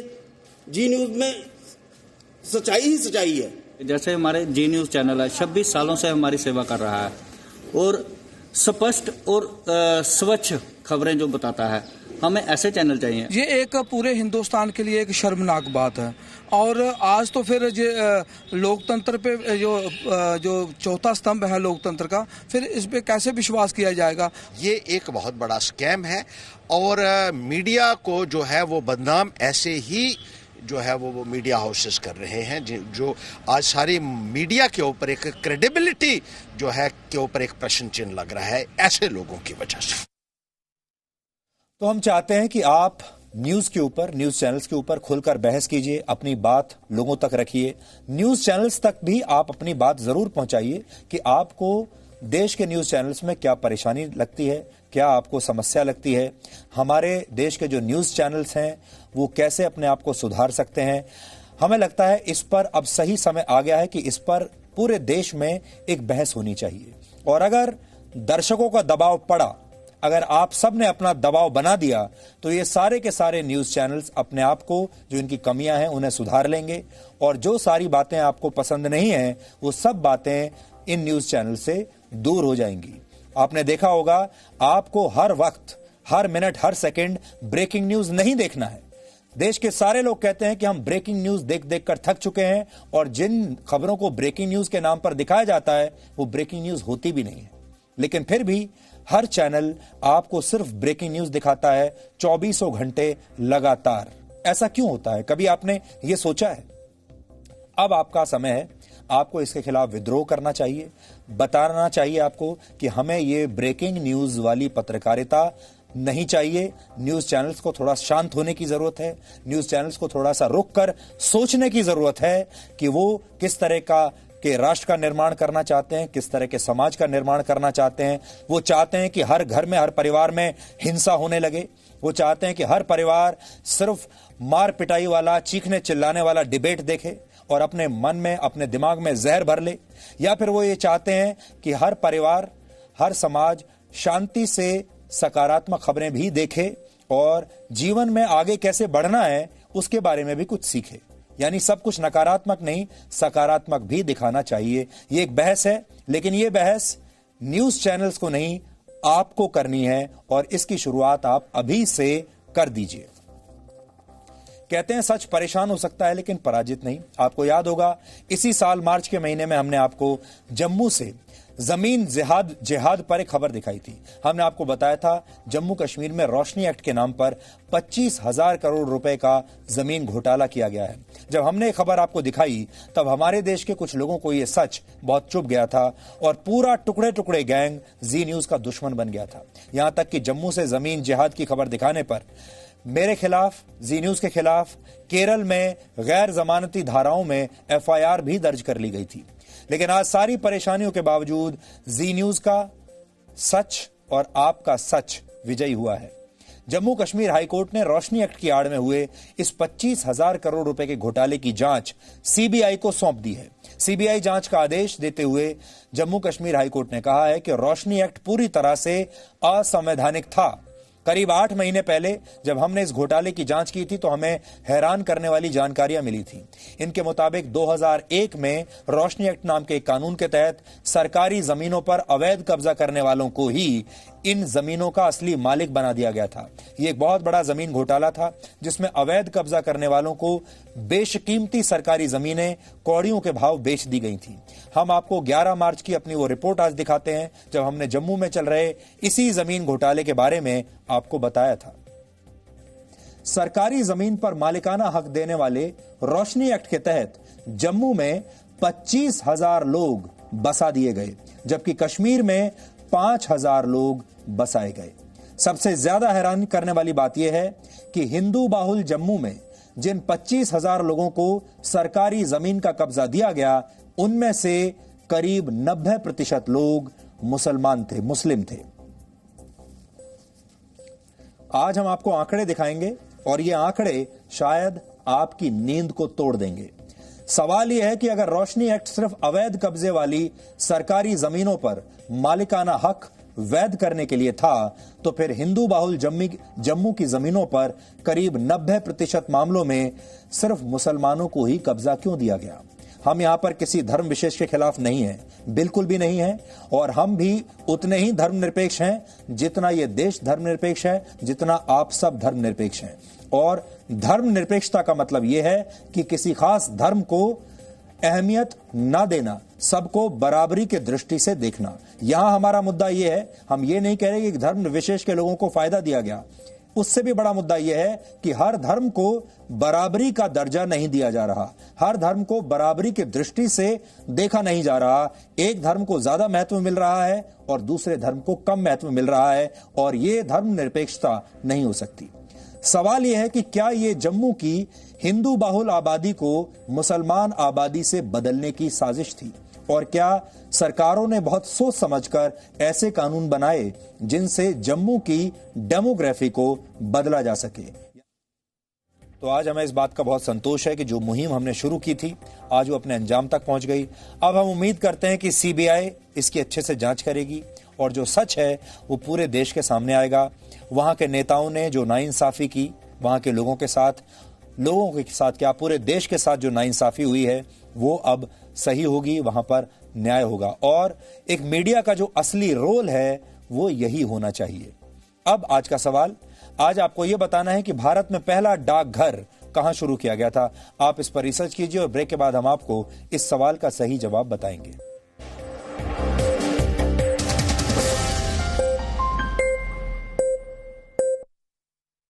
पहला कदम ही सफलता की सीढ़ी बनता है। Yes, I know. How can I forget that? अरे दिव्या, कितना टाइम लगेगा यार? मम्मा मेरा होमवर्क। अरे बहू, पूजा की थाली।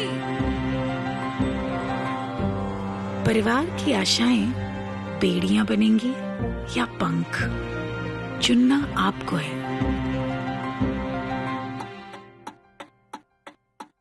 समय की धड़कन नहीं बदलती, समय के साथ हम बदलते हैं।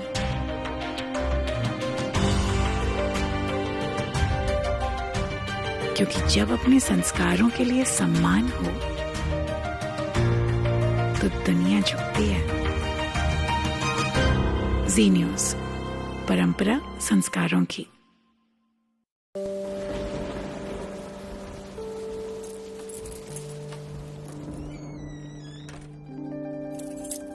ये मेरे पापा हैं। हो सकता है ये कुछ बातें भूल जाते हैं, लेकिन मुझसे जुड़ी हर यादें मन की परतों में ठीक वैसे ही सजा रखी हैं जैसे इस अलमारी में कपड़ों की तहें। उनके संघर्ष की धूप ने मुझे लक्ष्य पाने की सीख दी है और उनकी सांवली छाया ने माँ के संस्कार।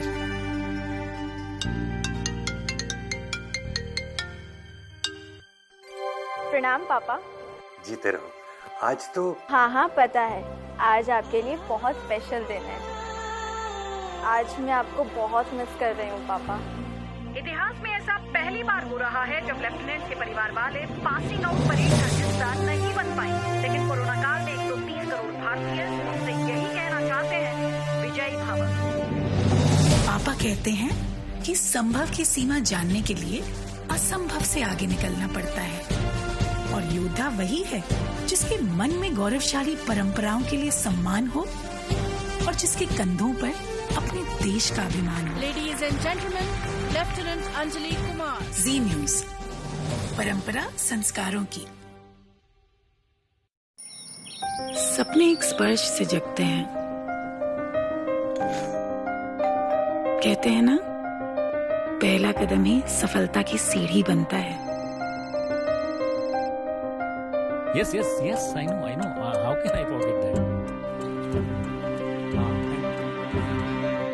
अरे दिव्या, कितना टाइम लगेगा यार? मम्मा मेरा होमवर्क। अरे बहू, पूजा की थाली। परिवार की आशाएं बेड़ियां बनेंगी या पंख, चुनना आपको है। समय की धड़कन नहीं बदलती, समय के साथ हम बदलते हैं।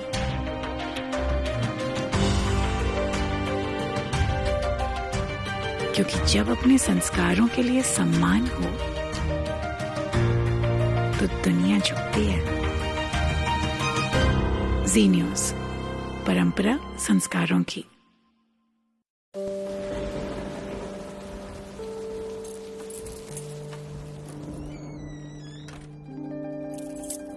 ये मेरे पापा हैं। हो सकता है ये कुछ बातें भूल जाते हैं, लेकिन मुझसे जुड़ी हर यादें मन की परतों में ठीक वैसे ही सजा रखी हैं जैसे इस अलमारी में कपड़ों की तह। उनके संघर्ष की धूप ने मुझे लक्ष्य पाने की सीख दी है और उनकी सांवली छाया ने माँ के संस्कार।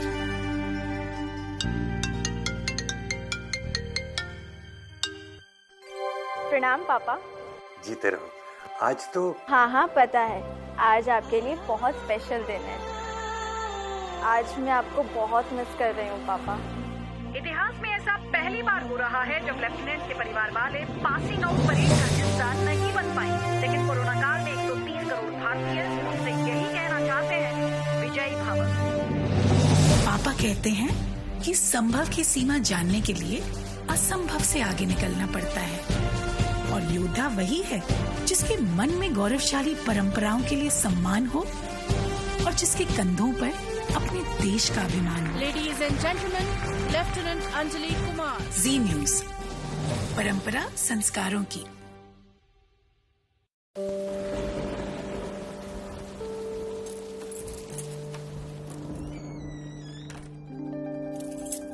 ये मेरे पापा हैं। हो सकता है ये कुछ बातें भूल जाते हैं, लेकिन मुझसे जुड़ी हर यादें मन की परतों में ठीक वैसे ही सजा रखी हैं जैसे इस अलमारी में कपड़ों की तह। उनके संघर्ष की धूप ने मुझे लक्ष्य पाने की सीख दी है और उनकी सांवली छाया ने माँ के संस्कार।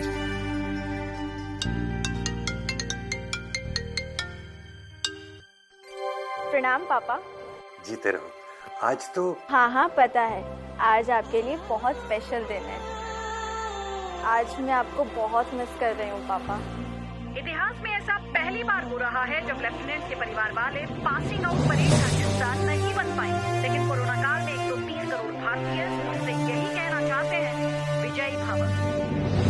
पापा कहते हैं कि संभव की सीमा जानने के लिए असंभव से आगे निकलना पड़ता है और योद्धा वही है जिसके मन में गौरवशाली परंपराओं के लिए सम्मान हो और जिसके कंधों पर अपने देश का अभिमान हो। Ladies and gentlemen, lieutenant Anjali Kumar. Zee News, परंपरा संस्कारों की। सपने एक स्पर्श से जगते हैं। कहते हैं ना, पहला कदम ही सफलता की सीढ़ी बनता है। Yes, I know. How can I forget that? अरे दिव्या, कितना टाइम लगेगा यार? मम्मा मेरा होमवर्क। अरे बहू, पूजा की थाली। परिवार की आशाएं बेड़ियां बनेंगी या पंख, चुनना आपको है। समय की धड़कन नहीं बदलती, समय के साथ हम बदलते हैं।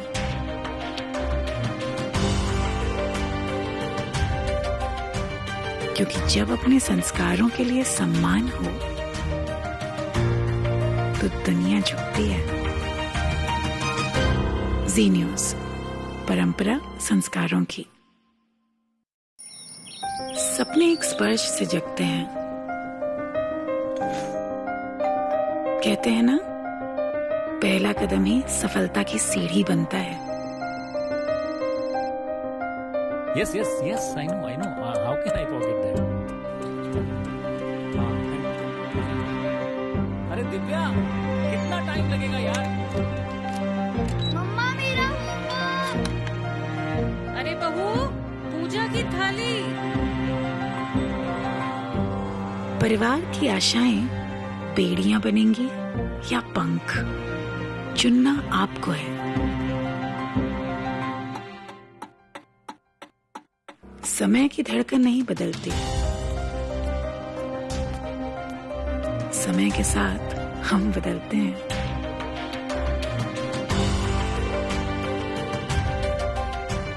क्योंकि जब अपने संस्कारों के लिए सम्मान हो तो दुनिया झुकती है। जी न्यूज, परंपरा संस्कारों की।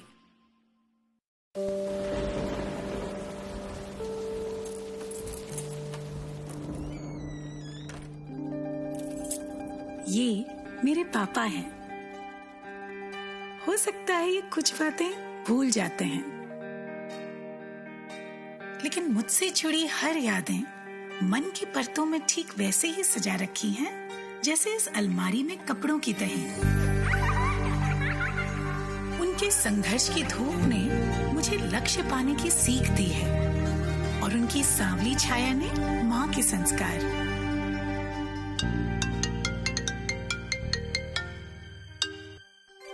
प्रणाम पापा। जीते रहो। आज तो हाँ पता है, आज आपके लिए बहुत स्पेशल दिन है। आज मैं आपको बहुत मिस कर रही हूँ पापा। इतिहास में ऐसा पहली बार हो रहा है जब लेफ्टिनेंट के परिवार वाले पासिंग आउट परेड का हिस्सा नहीं बन पाए, लेकिन कोरोना काल में 130 करोड़ भारतीय उनसे यही कहना चाहते हैं, विजयी भव। पापा कहते हैं कि संभव की सीमा जानने के लिए असंभव से आगे निकलना पड़ता है, और योद्धा वही है जिसके मन में गौरवशाली परंपराओं के लिए सम्मान हो और जिसके कंधों पर अपने देश का अभिमान हो। Ladies and gentlemen, lieutenant Anjali Kumar. Zee News, परंपरा संस्कारों की। सपने एक स्पर्श से जगते हैं। कहते हैं ना, पहला कदम ही सफलता की सीढ़ी बनता है। Yes, I know. How can I forget that? अरे दिव्या, कितना टाइम लगेगा यार? मम्मा मेरा अरे बहू, पूजा की थाली। परिवार की आशाएं बेड़ियां बनेंगी या पंख, चुनना आपको है। समय की धड़कन नहीं बदलती, समय के साथ हम बदलते हैं।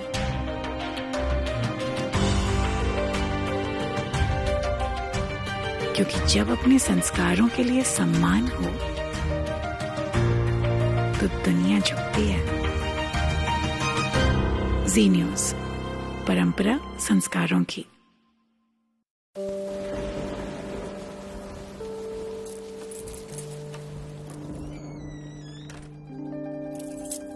ये मेरे पापा हैं। हो सकता है ये कुछ बातें भूल जाते हैं, लेकिन मुझसे जुड़ी हर यादें मन की परतों में ठीक वैसे ही सजा रखी हैं जैसे इस अलमारी में कपड़ों की तरह। उनके संघर्ष की धूप ने मुझे लक्ष्य पाने की सीख दी है और उनकी सांवली छाया ने माँ के संस्कार।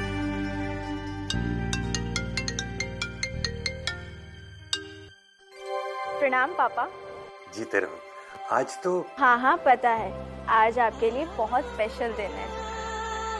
आज मैं आपको बहुत मिस कर रही हूँ पापा। इतिहास में ऐसा पहली बार हो रहा है जब लेफ्टिनेंट के परिवार वाले पासिंग आउट परेड का हिस्सा नहीं बन पाए, लेकिन कोरोना काल में 130 करोड़ भारतीय उनसे यही कहना चाहते हैं, विजयी भव। पापा कहते हैं कि संभव की सीमा जानने के लिए असंभव से आगे निकलना पड़ता है, और योद्धा वही है जिसके मन में गौरवशाली परंपराओं के लिए सम्मान हो और जिसके कंधों पर अपने देश का अभिमान हो। Ladies and gentlemen, lieutenant Anjali Kumar. Zee News, परंपरा संस्कारों की।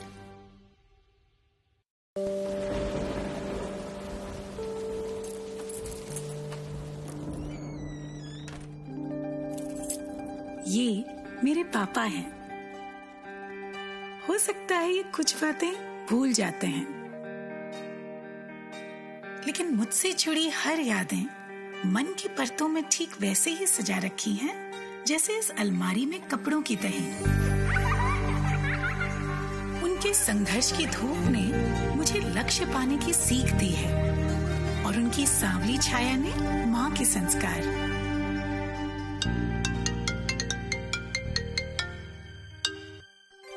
प्रणाम पापा। जीते रहो। आज तो हाँ पता है, आज आपके लिए बहुत स्पेशल दिन है। आज मैं आपको बहुत मिस कर रही हूँ पापा। इतिहास में ऐसा पहली बार हो रहा है जब लेफ्टिनेंट के परिवार वाले पासिंग आउट परेड का हिस्सा नहीं बन पाए, लेकिन कोरोना काल में 130 करोड़ भारतीय उनसे यही कहना चाहते हैं, विजयी भव। पापा कहते हैं कि संभव की सीमा जानने के लिए असंभव से आगे निकलना पड़ता है, और योद्धा वही है जिसके मन में गौरवशाली परंपराओं के लिए सम्मान हो और जिसके कंधों पर अपने देश का अभिमान हो। Ladies and gentlemen, lieutenant Anjali Kumar. Zee News, परंपरा संस्कारों की। सपने एक स्पर्श से जगते हैं, कहते हैं ना, पहला कदम ही सफलता की सीढ़ी बनता है। Yes, I know. How can I forget that? अरे दिव्या, कितना टाइम लगेगा यार?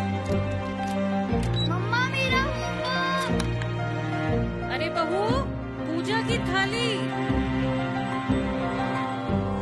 परिवार की आशाएं बेड़ियां बनेंगी या पंख, चुनना आपको है। समय की धड़कन नहीं बदलती, समय के साथ हम बदलते हैं।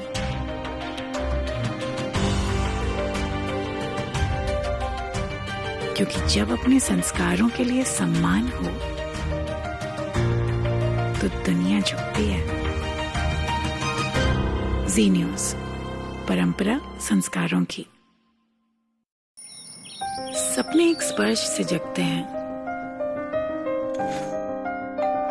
कहते हैं ना, पहला कदम ही सफलता की सीढ़ी बनता है। Yes, I know. How can I forget that? अरे दिव्या, कितना टाइम लगेगा यार? मम्मा मेरा होमवर्क। अरे बहू, पूजा की थाली। परिवार की आशाएं बेड़ियां बनेंगी या पंख।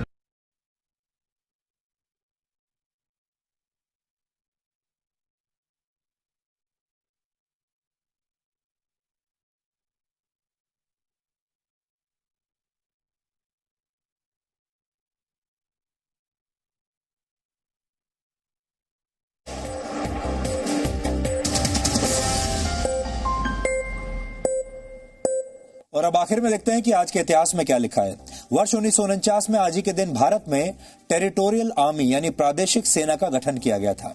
ये देश के नागरिकों के लिए एक पार्ट टाइम सर्विस होती है, यानी आप अपनी नौकरी या अपना पेशा छोड़े बिना भी टेरिटोरियल आर्मी के लिए काम कर सकते हैं। और इसके लिए आपकी ट्रेनिंग होगी और फिर ट्रेनिंग पूरी करने के बाद जब भी और जहां भी आपकी जरूरत होगी तब आपको बुला लिया जाएगा।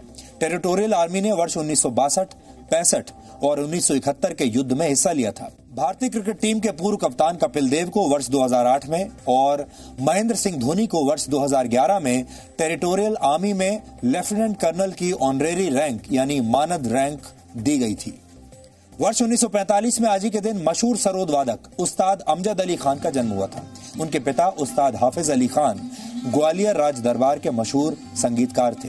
कहा जाता है कि इसी परिवार ने ईरान के लोकवाद्य रबाब में भारतीय संगीत के मुताबिक बदलाव किया था और उसे सरोद का नाम दिया। अमजद अली खान ने सिर्फ 6 साल की उम्र में अपना पहला परफॉर्मेंस दिया था। 24 अक्टूबर 2018 को संयुक्त राष्ट्र में आयोजित विशेष सभा में महात्मा गांधी को संगीत के जरिए श्रद्धांजलि देने के लिए उस्ताद अमजद अली खान को ही बुलाया गया था। मशहूर जर्मन उद्योगपति, जासूस और नाजी पार्टी के सदस्य ऑस्कर शिंडलर का निधन आज ही के दिन वर्ष 1974 में हुआ था। दूसरे विश्व युद्ध के दौरान जब हिटलर की सेना यहूदियों का नरसंहार कर रही थी, तब शिंडलर ने करीब 1200 यहूदियों की जान बचाई थी। उनकी जिंदगी पर वर्ष 1982 में एक उपन्यास लिखा गया था और उसी उपन्यास के आधार पर एक मशहूर फिल्म बनी थी जिसका नाम था शिंडलर्स लिस्ट। शिंडलर की मौत जर्मनी में हुई और उन्हें यरूशलेम में दफनाया गया। वो नाजी पार्टी के अकेले ऐसे सदस्य थे जिन्हें इजराइल ने ये सम्मान दिया था। वर्ष 1967 में आज ही के दिन अर्जेंटीना के क्रांतिकारी और गुरिल्ला नेता चे गुएरा की गोली मारकर हत्या कर दी गई थी। मौत से एक दिन पहले यानी 8 अक्टूबर को उन्हें बोलिविया के जंगलों में गिरफ्तार किया गया था। चे गुएरा को क्यूबा में हुई क्रांति का मुख्य नायक माना जाता है और उनकी पहचान एक डॉक्टर, लेखक और कूटनीतिज्ञ के तौर पर भी थी। आज भी दुनिया भर में लोग उनके स्केच और तस्वीरों वाली टी शर्ट्स पहनते हैं और उन्हें एक नायक के तौर पर याद करते हैं। और आज विश्व डाक दिवस है। वर्ष 1874 में आज ही के दिन यूनिवर्सल पोस्टल यूनियन के गठन के लिए स्विट्जरलैंड में 22 देशों ने एक संधि पर हस्ताक्षर किया था। भारत का पहला डाकघर वर्ष 1774 में कलकत्ता में शुरू हुआ था और इसी तरह हमारे देश में पिन कोड की शुरुआत 15 अगस्त 1972 को हुई। हालांकि व्हाट्सएप के जमाने में अब पोस्ट ऑफिस और पोस्टमैन की उपयोगिता बहुत कम हो गई है और डाकिया गुजरे जमाने की यादों में कहीं खो गया है। निदा फाजली की एक कविता है, सीधा साधा डाकिया जादू करे महान, एक ही थैले में रखे आंसू और मुस्कान। लेकिन अब ना वो डाक रहा और ना डाकिया। तो डीएनए में आज इतना ही। अब आपसे हमारी मुलाकात होगी कल रात 9 बजे। तब तक आप खुश रहिए, सुरक्षित रहिए, स्वस्थ रहिए। और मिलावट थोड़े दिनों के लिए मुनाफा तो दिला सकती है, लेकिन सच्ची सफलता तभी मिलती है जब आप अपने मूल्यों में कभी मिलावट नहीं करते और हमेशा ईमानदारी के मुश्किल रास्ते पर चलते चले जाते हैं। नमस्कार।